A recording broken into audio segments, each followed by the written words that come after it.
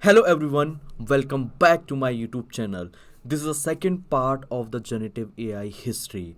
In the first part, I have already discussed so many things related to the generative AI and the history of the AI. In the first video, I discussed the early history of the AI from early history to modern history, and then I discussed that where this machine learning, deep learning, generative AI lies inside the artificial intelligence itself. And apart from that, I already discussed the roadmap of the generative AI. If you haven't checked those video, guys, so please go and check, because those videos are very important.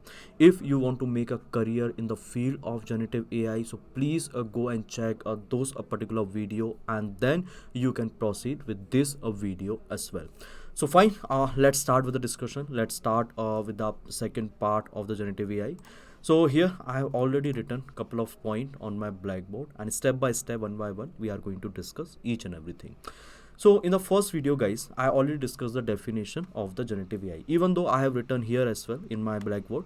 So I will show you that most of the part I have written over here.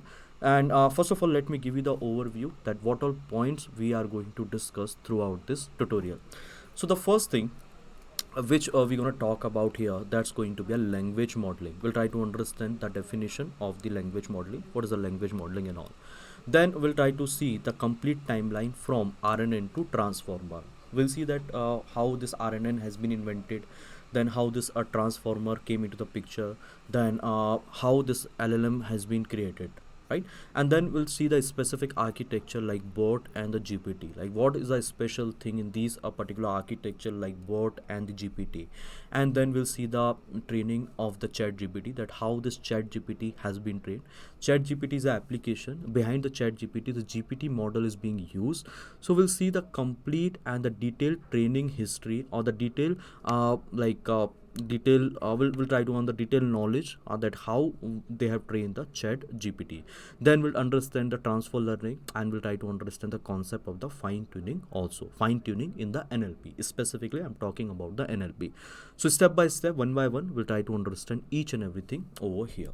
So let me start the discussion from very basic. So here, guys, in the previous video also, I told you that we have a different type of neural network. So specifically, we are talking about the deep learning, right? If we are talking about the deep learning, so we have a different type of neural network. So neural network is a fundamental unit of the deep learning. As I told you that neural network is nothing, it's a fundamental unit of the deep learning. And even I told you that when this neural network has been invented, when this back propagation came into the picture, when this RNN and all, right? If you don't know about it, please go and check with my previous video. Now here, this neural network we can divide into three parts. The first type of neural network is called artificial neural network. The second type of neural network is called convolution neural network, and the third type of neural network is called recurrent neural network. So in the artificial neural network, you will find out three layers. So the first layer is called input layer, right? Input layer. The second layer is called hidden layer, and the last layer is called the output layer. Now the hidden layer, actually it's a hyperparameter. We can add as many as hidden layer, right? We can add as many as hidden layer, as well as we can like create as many as node inside the hidden layer. This is up to you. Now where we use this artificial neural network, we generally use this artificial neural network for the structured data. Now what is the meaning of the structured data? So structured data means the data basically which we can arrange into the row and the columns, right? And in this row and columns, generally you will find out the categorical data, right? Categorical data and the numerical data. So we have two type of the categorical data. The first type of the categorical data is called continuous data, and the second is called discrete data. And we are talking about the categorical data. So the one type is called nominal, and the second type is called ordinal. I think I already discussed about it. So yeah, that type of data, on top of that type of data, basically we use this artificial neural network. Now we have one more variant of the convolution neural network, one more variant of the neural network, that is called convolution neural network. So convolution neural network, in that actually you will find out three things. The first is convolution operation, right, where we have an image, and this image actually we are going to multiply with the features, right, with the kernel basically, and this operation is called the convolution operation. And then we are going to perform the pooling. Why we perform the pooling? We perform this pooling for the optimization, right? So we perform this pooling basically for the optimization and or for the feature extraction. This both technique is also called the feature extraction. We are going to extract the important feature from the images, from the data. Now here at the end we are going to use the fully connected network, and fully connected network is nothing, it's an artificial neural network only, this particular network. So on which type of data we use this CNN? So this CNN we use on the image data or on the videos data, and videos is nothing, it's a collection of the images only, it's a collection of the frames only. Now the third type of neural network is called RNN, recurrent neural network. So this is a combination of ANN plus feedback loop. So what is a feedback loop, guys? So whatever output we are getting from the hidden layer, again we are passing to the hidden layer. Don't worry, I will discuss this architecture in a very detailed way, right? I already kept the overview of this RNN, so don't worry about it. Now here if you will find out that why we use this RNN, so we use this RNN for the sequence data like audio, text, right? So audio, text, or any time series based data where the sequence matters. On top of that data we use this RNN. I think this fundamental is already clear to all of you. Now here what I'm going to do here, let me explain you the next concept. So in the previous video I already talked about the definition of the descriptive model and the generative model. So this descriptive model here, if we are talking about the descriptive model, guys, so the classical model, so in machine learning, the model like linear regression, logistic regression, SVM, right, or in deep learning like ANN or the CNN, different type of CNN, RNN, LSTM, GRU, these are called the generative model, or sorry, these are called the discriminative model or the classical model, where we are going to train this particular model on a specific task, right, where we are going to train this particular model on a specific task, and the data also will be limited. So I have given you the different example. Let me give you one more example. Let's say you are going to train one model to identify that the person is having diabetes or not. Let's say here you are going to train the logistic regression model. Now you are going to train this model that person is having the diabetes or not. Now guys, can you use the same model? So here how many categories we have? We have two categories. The person is having the diabetes and person is not having the diabetes, right? So we have two categories over here. So guys, here we are going to train the model. Now can we use the same model for the malaria detection? The person is having malaria or not? No. Can we use the same model to identify that the person is having pneumonia or not? No, we cannot do that, because we have trained this model for the specific task, right, for the classification only, and even we cannot perform the regression with this particular model. Only we can do the classification task, right? And here we are using a limited data. So specific task, we have a specific task, we have to identify the person is having diabetes or not, and here this model is just for the limited, this model has been trained on a limited data only, right? So this is called a discriminative model, where we are going to do a discrimination. Means we have two results, we have two category over here, yes or no, or we can have multiple category, or we can have the regression task as well. We can train our model for the regression task as well, right? And this type of learning is called the supervised learning. The same thing we can do with the unsupervised learning also. Getting my point? I think yes. Now other hand we have this generative model. Now this generative model actually, in the task of the generative model is what? So to generate something. So here it is going to be generate a different kind of data like images, text, videos, right, audios. It is going to generate that. Now here basically it is not for the specific task, it's for the general task. Means if we have trained one model, so we can use that particular model for any sort of a task, right? Whether it's a classification or regression, doesn't matter, right? Whether we want to generate images, text, we can do that also nowadays I'm saying, right? Now here like whether we want to do a like some specific task, let's say if I'm taking a language based task, so sentiment classification, summarization, generation, okay, or basically question answering, everything we can do by using the single model only. So here this particular model, this generative model, is for the general task. It is for what, guys? Tell me. It is for the generic task, and here it has been trained on a huge amount of data. So this is a major difference between this discriminative model and the generative model. Got it? Now guys, if we are talking about this generative model type, so basically we have four types over here. So this generative model type, the first is called image to image generation, the second is called text to text generation, and this is called homogeneous task, right? So we are passing the image and we are generating the image, we are passing the text and we are generating the text. Now the other side, on the other hand, we have this like two more tasks, that is called image to text generation and text to image generation. Now this task is called heterogeneous task, right? This type of model, this is called the heterogeneous model, okay, or heterogeneous task basically. This is also called multi-model. Multi-model means, right, so the input is different, the output is different, the input is different or the output is different, the input is different, right? Now this is also called a diffusion model, right? This is also called visual plus sequence, where we are going to connect both things. So I have given you the many names over here, okay? So I hope you are getting. Now here I think you got to know that what is the difference between descriptive model and the generative model, and here you got to know that what all type we have of the generative model. Now guys, coming to the generative AI. Now, why this generative AI is too much popular, guys? Tell me. This generative AI is become popular because of this LLM. LLM is means what? LLM means large language model. Getting my point? Yes or no? I think yes. Okay. So this generative AI is become popular because of what? Because of this large language model.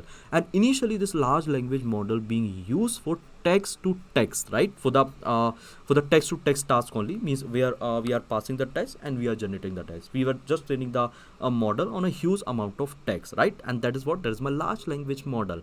And the base architecture which we were using over there, the base architecture was the transformer only, right? And this is the couple of names. This is the like two name of the transformer based architecture, like BERT and GPT. And nowadays we have hundreds of model, right? And because of this LLM, guys, because of this LLM, because of this chat GPT, this generative AI got popular, right? But we'll have to understand the complete history, that before generative AI what was there, how this LLM got very much popularity, right? What was the reason behind it, and how like this LLM is too much powerful now, so that it can perform the vision based task also, the task which you are seeing over here, right? This image to image, text to image, homogeneous or the heterogeneous, every type of task we can do by using this LLM, large language model. And this large language model as a base model, as a base, actually this large language model is using the transformer. So guys, the main culprit over here, this transformer itself, the main hero here, the transformer itself.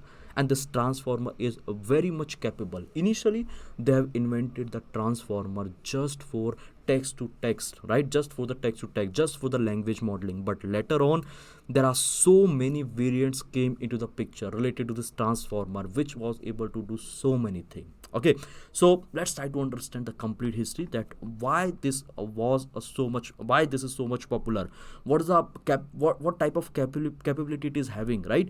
And how what is the complete timeline of it, right? So let's start from the CNN itself. Now here I have written a couple of names, so I will come to this name later on. I will come to this vision bit task also by using the LLM. So these are the few models. So in the conclusion, actually I will try to explain you this particular part. Now here, if we are talking about the CNN, right? So I'm starting from scratch only. So if we are talking about the CNN, that is what? That is a convolution neural network. So from this convolution neural network, this computer vision evolved. Now if we are talking about this computer vision, guys, if we are talking about this computer vision, now we have a different task over there. So different use cases basically. So the first is image classification, the next is like object detection, we have the object segmentation also, we have object tracking, OCR, a different tasks basically. You can search about this task and you will get an example of it, right? Simply you can search over the Google. Now this is the core CNN based model, this is the core CNN based architecture. Generally we are using this particular architecture for the native task of the CNN. That is what? That is the image classification itself. Okay, now these are the some architecture which we are using for the object detection. Okay, object detection means nothing, localization plus classification, means we are going to localize the object and then we are going to classify that whether it's a dog or cat, whether it's a sunny or something else, right? Something like that. So these are the model which we are using for the object detection, and here is a model, these are the model and which we are using for the segmentation, this particular model. So guys, here my main aim to tell you about this CNN was that.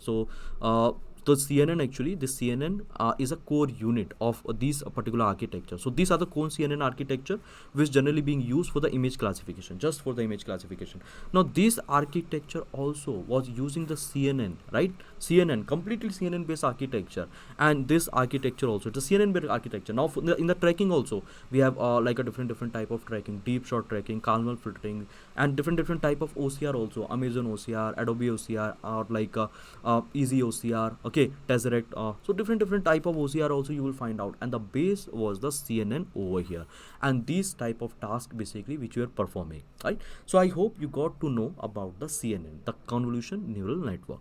Now with this convolution neural network, one more thing was associated, and that was very much that is very much like important as well. So let me show you that particular term. So here the term name is called transfer learning and the fine tuning. So earlier we were only able to do this transfer learning and the fine tuning in the computer vision only, in the in the vision based task only. Now let me give you the example over here, and let me give you the reason also that why we were able to do like that. So here what I can do, so here let me give you the example. So just try to focus over here. Okay, let me change the color. So transfer learning. Now what is a transfer learning? So the definition of the transfer learning is use the previous learning for the future task. Use the previous learning for the future task. And what is the definition of the fine tuning? So fine tuning means modified previous learning according to your requirement, right? This is the simplest definition of the fine tuning and the transfer learning. Now let's try to understand with the example. I just left the space for the example itself. Now here if we are talking about the example, guys, right? So let me give you one real-time example. Let's say here there is a person, right, who is there in a teenage, right? So teenage. Now here this person actually wants to learn the cycle, right? How to write the cycle. So how to write the cycle. Now if here he is learning that how to write the cycle, so he will learn like so many things, that how to do the balancing, right? Balance. Now he will learn that how to like handle in a traffic, right? Traffic. Now he will learn that balancing and traffic, and there are like so many things in the cycle itself. So he will learn that traffic, balancing and all. So any other thing which is coming in the mind, so let me write it down over here. He will learn that how we can handle it in a different situation, right? So okay, this is fine if we are not getting. So balancing in traffic, how to handle in a balancing traffic and all, right? Now let's say this person came in the adulthood, right? So adulthood. Now here he want to understand that how to ride the motorcycle. Okay. Now in the motorcycle also this task is common, right? This task is common. So here in the motorcycle also this task is common. So what he will do, he will transfer the knowledge from the previous task only, right? Use the previous learning, use the previous knowledge for the future task. So here we are going to pass this particular knowledge, like same knowledge, balancing, right? Balancing and how to handle into the traffic. But apart from this, see, apart from this one, this is the previous knowledge which it got. So here what is the meaning of it? So the meaning is very simple. So here it is transferring the learning, it is transferring the learning, and here it is transferring the learning. But guys, in the motorcycle we have couple of new tasks. So the new task means what? So here the new task, like he need to handle the the gearbox, right? Gearbox is a very important thing. He need to understand the escalator also, right? Okay, so acceleration also is one of the part. So this is the new task, the two new tasks which was not there inside the cycle, because motorcycle is running because of the engine itself, engine only, right?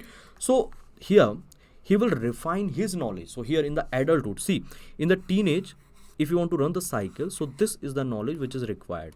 Now in the motorcycle, actually this knowledge he has transferred from here, but here he required two more knowledge according to the requirement. So this complete technique, actually this complete thing, it's called the fine tuning. Means we are modifying the previous task, we are going to modify the previous learning according to the requirement. So this is called the fine tuning. The same thing we can apply in the deep learning, in the computer vision, and I will tell you how we can apply the same thing in the NLP also, right? So let's try to see the next thing over here, the transfer learning and the fine tuning in the CNN.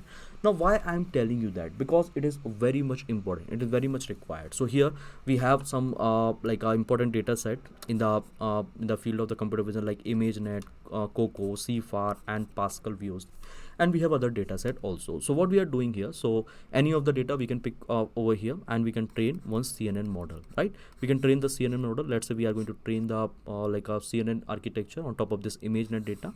And here what we are doing, so after that we are using the same knowledge whatever we have learned from the ImageNet data. ImageNet is a very huge data set, and there you will find out around 10,000 classes, more than 10,000 classes, right? So here we are going to use the same knowledge for the other task also. For the other task, let's say any classification task came, right? Any classification task, so I have to identify that whether this image belong to this person or that person, right? Or maybe like this is the human or this is the animal, something like that. So we can use the same architecture, we can transfer the knowledge from the previous data. As I told you, this ImageNet is a very huge data set. I think Fifi Lee was the person who was maintaining this database. You can read about it. And it was the competition also. The name is the ImageNet competition only, right? In 2012, the Jeffrey Hinton won that competition. You can read more about it. This ImageNet data, it's very huge data. So we can use the same knowledge for the upcoming task. But if it is required, the fine tuning is required, then definitely we can do the fine tuning also. Fine tuning according to our task, right? Fine tuning according to our task. Now over here, guys, if we are using same knowledge, right? If we are using same knowledge, so yes, this CNN model which I have trained on a huge amount of data, it already know the common factor, it already know the some sort of a feature of the different object. Let's say in this image data we have the living object, we have non-living object, right? We have non-living object, we have humans, we have animals, right? Animals, or different type of animal, different type of words, or different any sort of object. So it is learning a basic feature from there. So let's talk about with respect to the human over here. So it is learning that what should be the shape of the human, right? What should be the features of the face, right?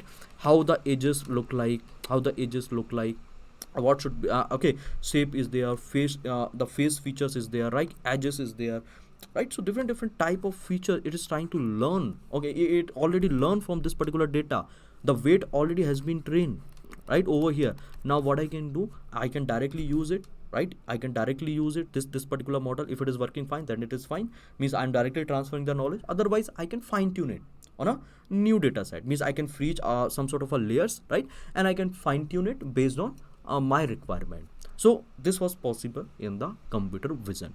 Now over here, guys, I think this thing is clear, transfer learning and the fine tuning, and this thing is also clear that we were using this particular thing in the computer vision. Now in old days, 3 year back or 4 year back, this two model, so if we are talking about the data generation, this two model, this gains and this auto encoder, it was also very much popular. Now if we are talking about the gains, guys, right? So if we are talking about the gains, so gains is also based on a artificial neural network, right? Artificial neural network. And this auto encoder, actually it is also based on this artificial neural network. Now in the gain, actually we have two architecture, right? Basically two neural network. The first neural network was responsible for the generation, right? So it can generate the data, okay? And the second one for the discrimination, means it can discriminate the data. So we were having two neural network inside the gain, and in auto encoder also we are having the artificial neural network. So first we were compressing the data by using the unsupervised technique. Using the unsupervised technique, we were compressing the data, right? The data we were converting into the lower dimension, and then we are getting a new data, and based on that lower dimension we are trying to generate a new data. Okay, that was the concept of the autoencoder. So I'm talking about like 2 to 3 years back, where this LLM or this generative AI was not that much popular. Now I'm coming to the latest one, right? So I'm coming to the latest latest thing, so which is very popular, like LLM and all. Okay, so from here it will start from the NLP itself. Now guys, so far we have seen the computer vision, data generation and all, and I thought you got each and everything. I have written it because it takes time and the video is going to be a very long in that case. So here, if you will see, so NLP. Now if you are talking about the NLP, now let's talk about the NLP, and it is very important also, guys, right? So here in the NLP, this NLP basically mainly mainly handling the sequence data, right? Sequence data or the text data, audio data, and all. So we are in whatever data we have a sequences. Now in NLP, actually, you will find out a different type of task, right? So different type of task means what? So there you will find out the summarization, generation, text summarization, where we can summarize the text. Abstract is abstract summarizer, abstract summarizer, right? Or one more type of summarizer we have, like you can check the type of the summarization.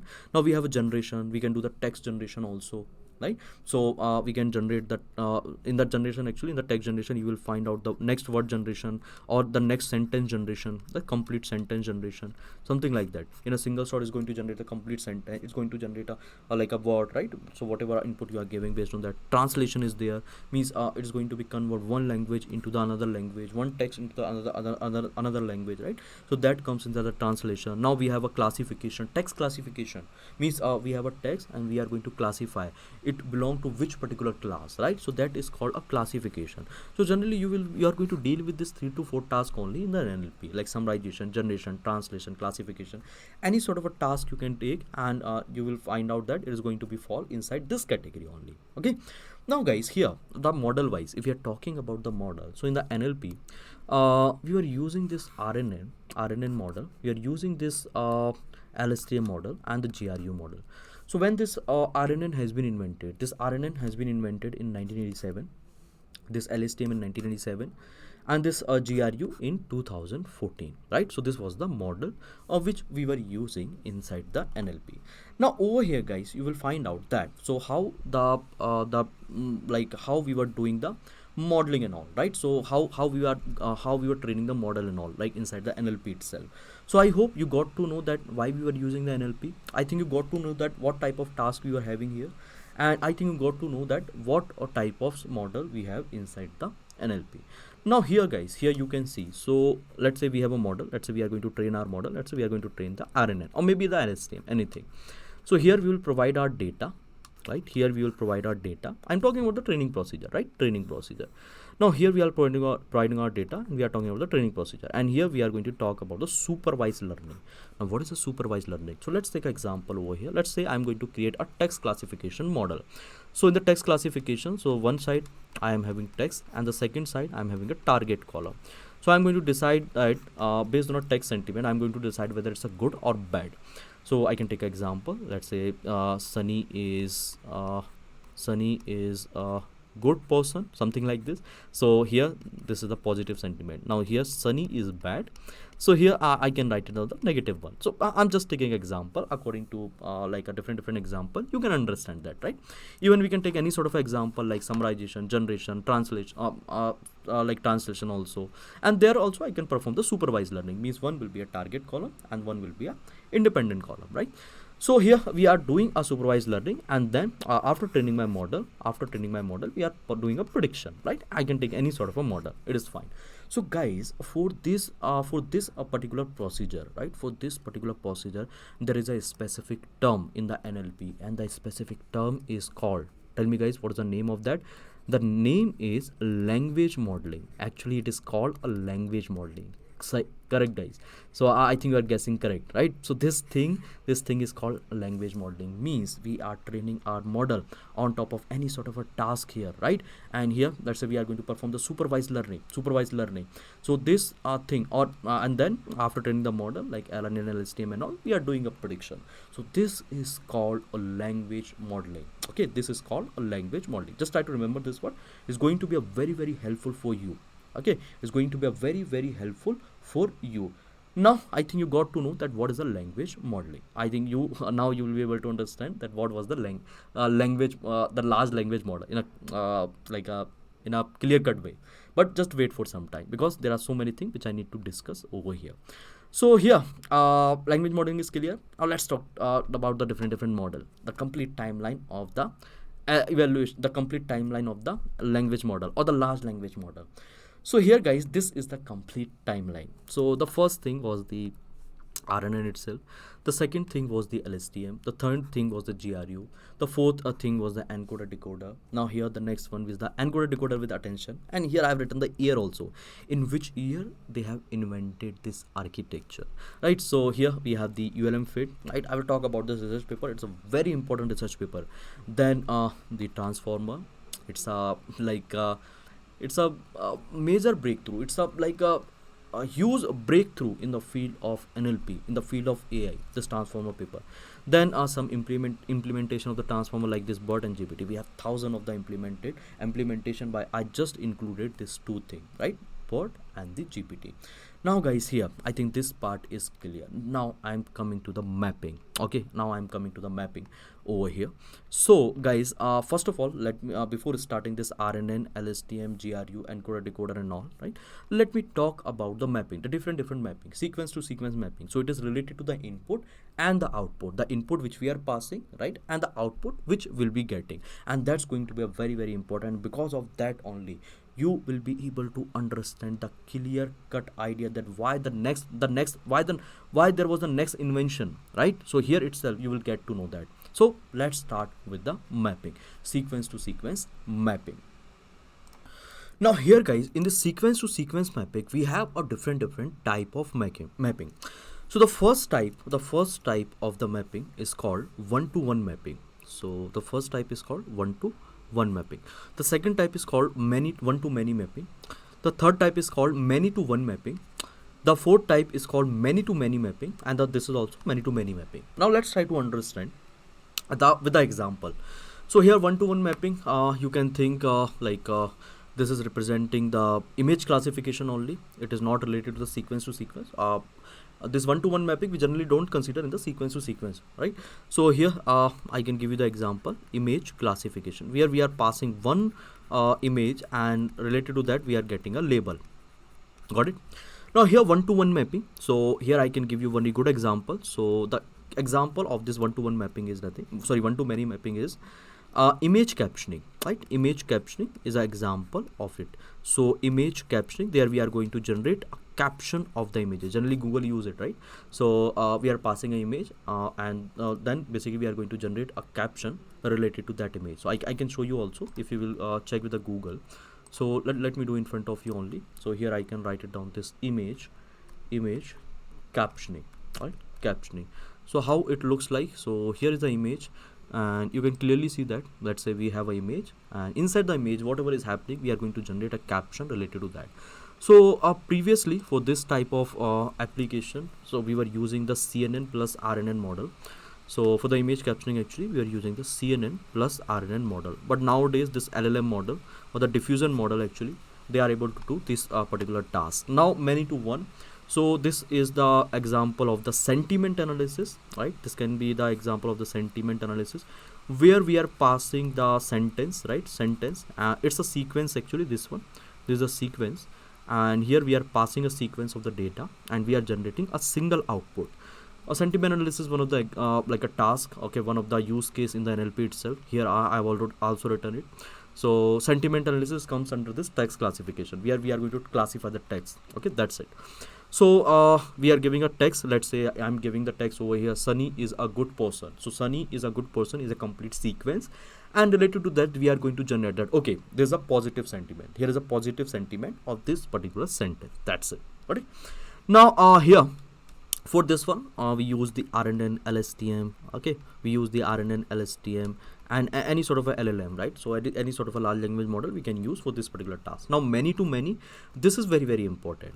So here in this many to many actually you will find out two things. So the first one actually it is called a same length, right? Same length. And the second is called a different length. So here I can write down the thing so the idea will be more clear. So the first one is what? Same length, and the second is called the different length. I think you are getting it what I'm writing here. The second is called different length, right? Different length. But first of all let me give you a couple of example related to this. So many to many, like a language translation is one of the example of it. Language translation, where we are going to translate the language, right? Language translation is there. NER is there. NER means what? Name entity recognition. We are going to identify the name entity and name entity recognition. We are going to find out the different different object, different person, right, inside the text itself according to the training, right? That is called name entity recognition. We are going to recognize from the text itself. So NER is there, and this like a part of speech, right? Part of speech, POS tagging is there. So there is a different example of this, but this language translation and machine translation is a very good example. Now what is the same length, guys? So same length, see, first of all here what we are passing, so just look into this particular architecture. So we are passing the sequence, we are passing the sentence, and according to that we are going to generate a response, right? So here we are going to generate a response from each and every timestamp, right? From each and every timestamp we are going to generate that over here. Okay, so here you can easily like understand that it's a task of the name entity recognition, it's a task of the POS tagging, right? Now here just look over here. So what we are doing, so first we are processing the sentence, first we are processing the complete sentence, and then we are getting the output over here from the sentence. Now here you will see that we have a same length. What is the meaning of same length over here, right? Same length in many to many.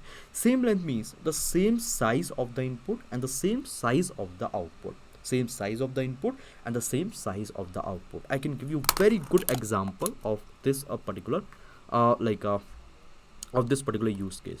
So the example is like here I am writing मैं sunny हूँ, मैं sunny हूँ. So here I can write I am sunny, I am sunny. 3 words here, 3 words here, that's it. Now I can give you one more example over here. See, the example is like this. Okay, so switch off the light, switch, okay, switch off the fan, switch off the fan. So here I can say that fan बंद करो, okay, fan बंद करो, right? So see, 4 words and 3 words, getting my point? So this type of problem is called synchronized, and this type of problem actually it is called asynchronized, where we have a different length, we have a different length. I hope you are getting what I'm trying to say, right? And this is very important, guys. Please try to keep in your mind the different mapping. Because of that only the different architecture came into the market. So let's start from the RNN. So here, guys, what is the meaning of the RNN? So here the RNN is recurrent neural network. Now what is the meaning of recurrent neural network, and what this box is representing? So here I can draw one more architecture over here. So let's say this is my 3 input, right? 3 input, okay, not here is my 3 input, and here is what? Here is my hidden layer. This is what? This is my hidden layer, and this is my output layer. Now guys, what is happening? So first of all I'm going to connect it. So this is the thing basically I'm going to connect over here, and this one, and finally we are getting an output, right? Now here basically you will find out that, so basically we are passing an input. So how many words here? We have 3 words. So मेरा नाम सनी है और मैं सनी हूँ, I am sunny, something like this. You can think like I am sunny, okay, I am sunny. So I am sunny. Now here first I am passing I. So let's say I'm doing a one hot encoding. So here I am having 1 0 0. Now this is what? This is my 0 1 0 1 0. Now this is what? This is my 0 0 1. So I am passing the first word, okay, first word. This is what? 1 0 0. Then we are passing the second word, this one 0 1 0, and then we are passing the third word. See what is happening. See, first we are passing the first word, this one मैं or I, right? मैं. You can take a English only, otherwise both you will be confused. So I, what I'm passing I, right? So this is my I. Now this I is getting processed over here, this one, and then see we are getting output from here. So this is the output which you will getting. Again we are passing this output to the hidden layer. Again we are passing it, and then on the second time stamp what we are passing M, right? So here now we are passing what? We are passing 0 1 and 0. Okay, now we are getting output after processing, and again we are passing to the hidden layer. That's it. Then in the next time stamp what we are passing? We are passing 0 0 and 1, right? So we are processing it, and finally we are passing it, and then we are getting an output at the end.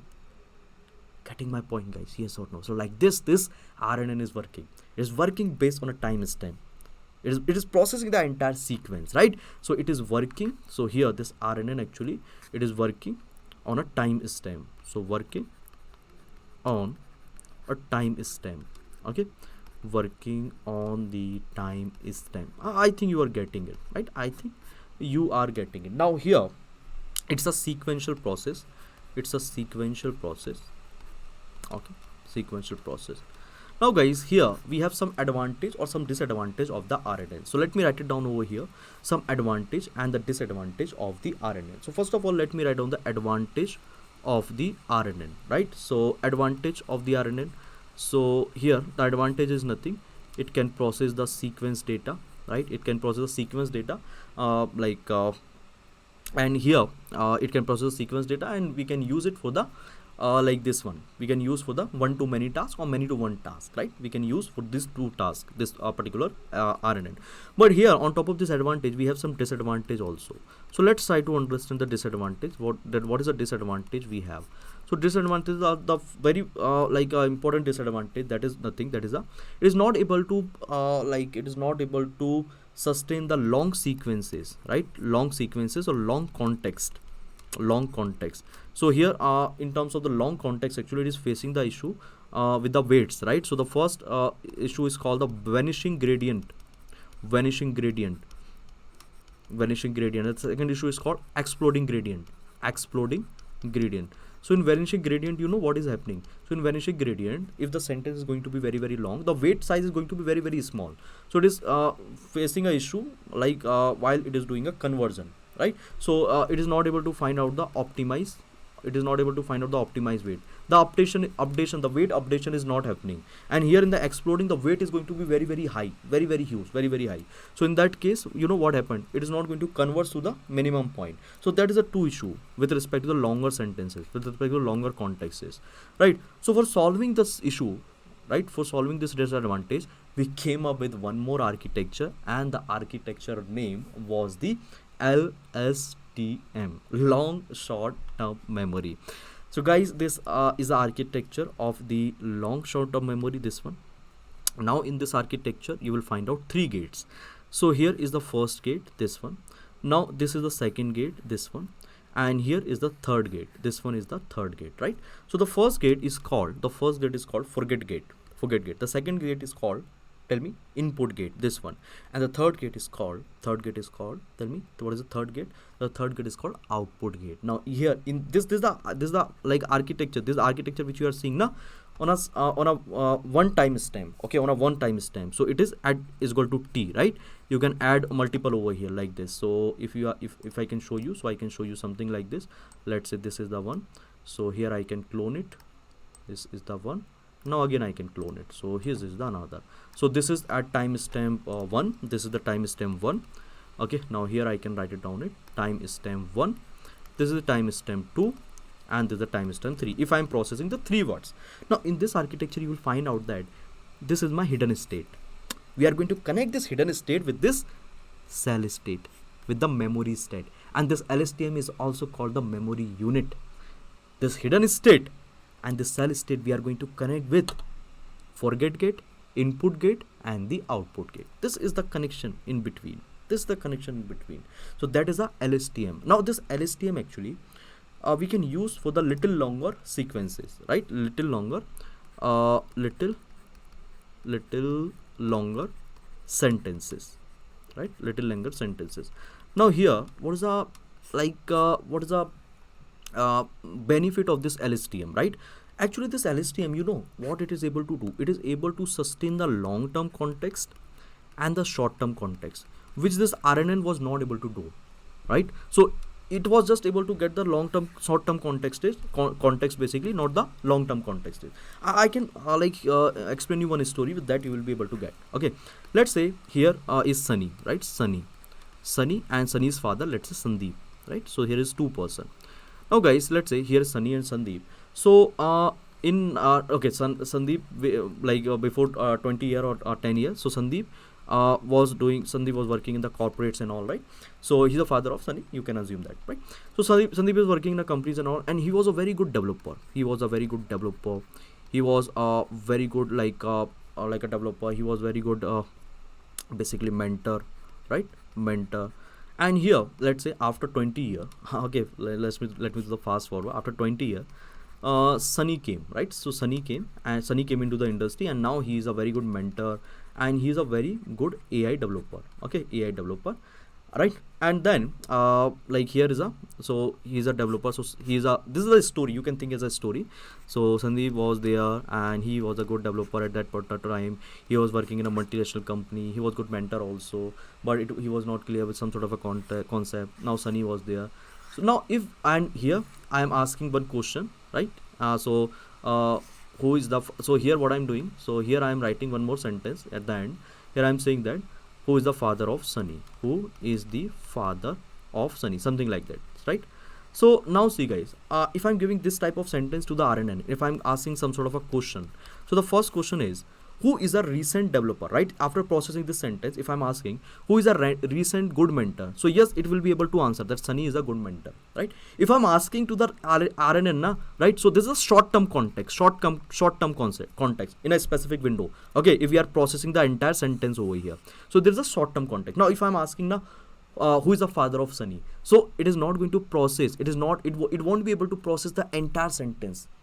Okay, it won't be able to process the entire sentence, and it will fail at that point of a time with this particular question. Now here the same thing, if I'm going to ask now to the LSTM basically, so if I'm asking who is a good mentor recently, who is a good mentor, so he won't look into the Sandeep, he will look into the Sunny, right? Sunny. And if I'm asking you who is the father of Sunny, so he will go back, this LSTM will go back, and it will find out that the name of the father of Sunny.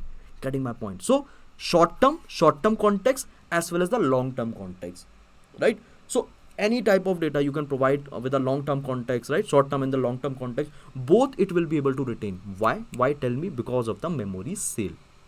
Okay, fine, I think you got it. Now here is the next topic. The next topic is the GRU. So guys, here you can see the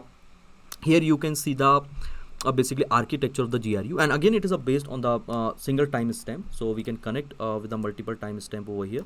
So let's say here is my next timestamp, let's say here is my previous timestamp, whatever, right?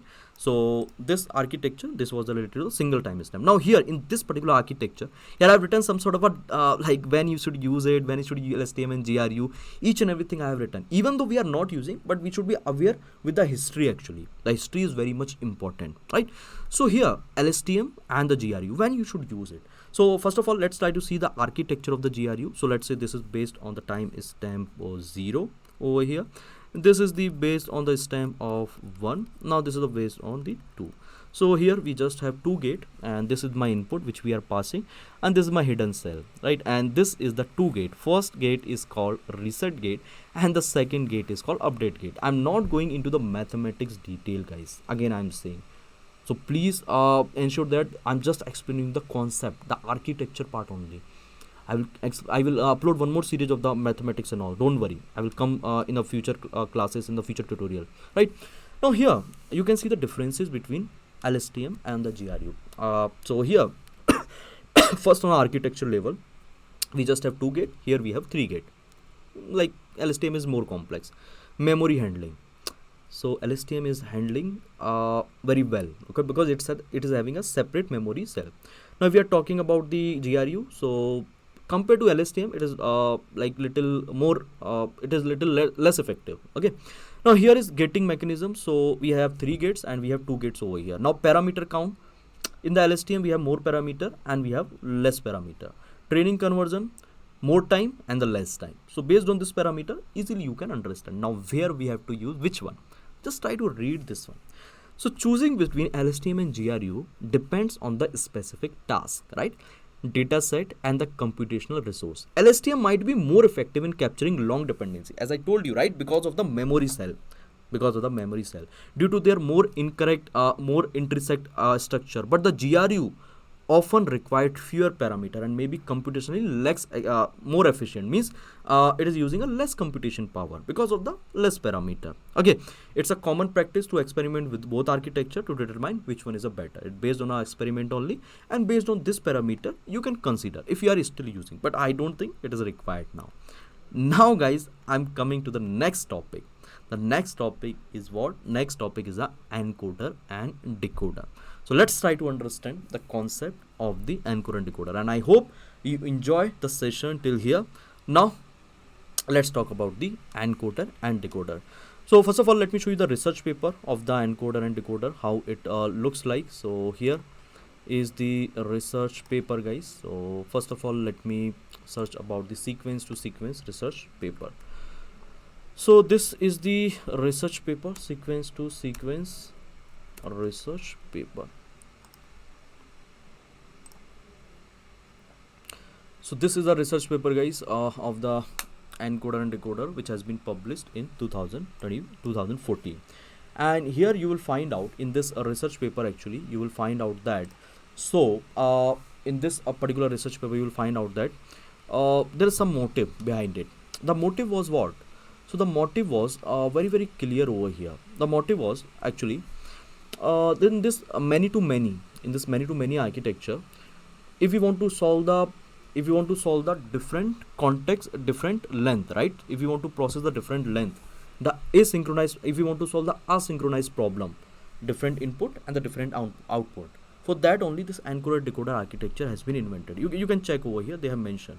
So they have mentioned that we know the power of DNN is the ability to sort a bit using two hidden layer of the acquire. So while neural network are conventional statistical model, they learn integrate for the large language DNN and all, right? If they exist parameter setting, each and everything they have defined, despite their flexibility and power, DNN can only be applied to the problem with input and target can be sensible and encoded with a fixed dimensionality, right? So fixed dimensionality, many to many with a fixed dimensionality, with a fixed length, same length. But if you want to do it with a different length, so at that point of a time it was getting failed in the machine translation, the example I have given you. So this was the researcher name. So this is the name of the researcher, Elias Escobar, Oriol Vinales and Kyok VLE, and this is a very prominent figure in the field of deep learning. I think we all know about this particular person. Now let's try to understand few more things about this encoder and decoder architecture. Now inside this encoder decoder architecture, the one segment actually it is called the encoder segment, this one. Now the another segment it is called the decoder segment, this one. And here in between we have a context vector. This is encoded vector or the context vector. So guys, what we are doing, here we are taking our input. Let's say this is my 3 words, I am Sunny. Now we are passing it through this RNN. Okay, we are passing it through this RNN, and we are like suppressing all the information in the single vector. In the context vector, we are suppressing all the information in the single context vector, and then what we are doing, we are passing to the encoder we are passing to the decoder, and in the decoder also we have the RNN cell, right? And then we are getting a final output. So this is the overview of the encoder and decoder architecture. I hope you are getting my point. Now guys, here if we are talking about this encoder and the decoder architecture, so there are so many things. First of all, let me highlight few things over here. The first thing which I would like to highlight over here, the first thing is a context vector. Means here we are going to compress or we are going to suppress each and every information inside the context vector, right? Then what we are doing, we are passing it to the decoder. Okay, we are passing to the decoder, and here in the decoder also we'll be having you can take the RNN, you can take the LSTM, right? You can take the LSTM, you can take the GRU, anything you can take, right? And here the process which is happening over here, the process, right? So basically, so it is based on a timestamp, right? Timestamp. So first word, second word, third word, sequentially only, right? Sequentially the process is happening from encoder to decoder. In the encoder also, then we are going to compress each and every information over here, and in the decoder also, right? Now over here, this is the first thing and the second thing. Now the third thing, basically here, this encoder and decoder actually mainly it was using for the asynchronous task. For asynchronous means what? For the different length. Okay, for the different length input output, different length input output. Now this different length actually, so here let's say we have one language, let's say there is a Hindi, and here we have another language. Okay, we have another language, that is what? That is the English. So this we were using for the different language, Hindi and English, means for the different like a sentence length. So in Hindi, let's say we have a different length, and in English we have another length. I told you na, switch off the fan band karo.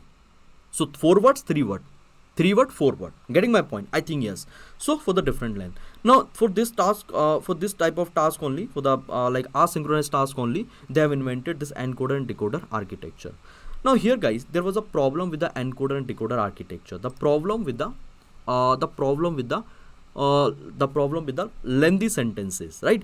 So if my sentence length is more than 30 or 35 words, right? In the research also they have proved that if my sentence length is more than 30 or the 35 words, in that case it's not going to work well. Why? Because every responsibility we have on the context vector itself, every responsibility we have on a context vector itself, and because of that it's going to fail. Because of that only it is going to fail. So to rescue this thing, we came up with one more architecture, and the architecture name was, or the concept name was, Encoder Decoder with attention. So this is the architecture of Encoder Decoder with attention. Now guys, here in this architecture, what was the different thing? So let's try to understand it. So in this architecture actually you will find that let's say this is my RNN. Okay, so it's a hidden state. This blue is nothing, it is representing a hidden state. So I am having 3 input over here. Now I am having 3 output. This is my 3 output, and decoder and encoder we use for the generally we use for the different length. Okay, actually this encoder decoder we have invented for the machine translation. Google was using this particular architecture earlier. Now here you will find out that input, we have an input and we have the output over here. Now before, what we were doing, you know, we were passing the single context vector. This one, we were passing the single context vector, right, from encoder to decoder. Now here what what we are doing, you know, so we are passing the context vector to each and every word, right? We are passing the context vector to each and every word, means we are collecting the information of each and every hidden state, right? This one, we are collecting the information of each and every hidden state. This is the information we are passing to this state also. We are passing to this decoder state, we are passing to this decoder state, and we are passing to this decoder state. Getting my point? So context vector, okay, from encoder to decoder, from encoder to decoder, right? So here basically we are passing only one context vector, and that only is going to be processed. Now here every hidden state is having a information from that encoder side. So every decoder state is having a information from the, tell me guys, from the previous from the encoder side of all the hidden state, of all the time stamp. This one, I hope you are getting this thing. Now guys, if you are talking about the attention, now what is the attention? So here we are providing a attention basically. So in decoder also we have a words. So let's say in input we have a words like I am Sunny. In decoder we have a words like my name is Sunny. We are going to decode it now, we are going to translate it. So here the meaning of attention is very, very simple. To which word, right? So in encoder, or here is the decoder, right? We have 2 parts, encoder and decoder. So let's say here is a Sunny, right? So let me write it down here, and the idea will be more clear to you. Let's say here is Sunny. I am Sunny. I am Sunny means what? My name is Sunny, right? Sorry, मैं Sunny हूँ. मैं Sunny